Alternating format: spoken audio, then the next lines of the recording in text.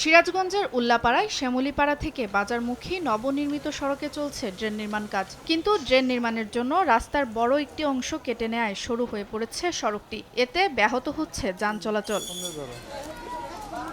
স্থানীয়দের অভিযোগ, সড়কের পাশে পর্যাপ্ত খালি জায়গা থাকা সত্ত্বেও মূল সড়কের অংশেই নির্মাণ করা হচ্ছে ড্রেন। পরিকল্পনা ছাড়াই রাস্তার অংশ ব্যবহার করে ড্রেন নির্মাণ হলে ভবিষ্যতে স্থায়ী যানজট ও ভোগান্তির আশা স্থানীয়দের। আমরা ঠিকমতো প্যাসেঞ্জার নিয়ে যেতে পারতেছি না, আমার অনেক কষ্ট হচ্ছে। ড্রেনের কাজ চলতেছে, যে কারণে এখানে চাপা রাস্তা, কাজের কারণে গাড়ি ঘোড়া যাতায়াত করা আমাদের জন্য সমস্যা হয়েছে। রাস্তার কাজ চলতেছে, কাজের জন্য আমাদের যাতায়াতে খুবই কষ্ট হইতেছে, কারণ রাস্তার পাশে মাটি এবং রাস্তার মাঝে ফুটপাতের দোকানপাট। রোজার ঈদের থেকে শুরু হয়েছে, কোরবানি ঠেক লেগে গেল, এখনো এই কাজের কোনো শুরু হলো না।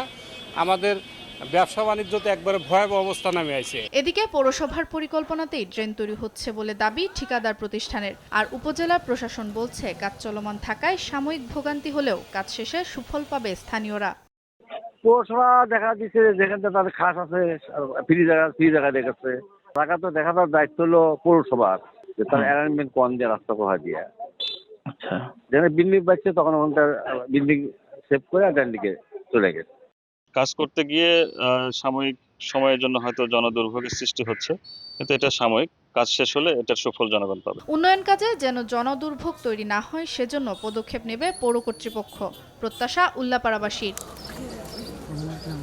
সুপ্রিয়া তৃষা, নিউজ ডেস্ক, দেশ টিভি।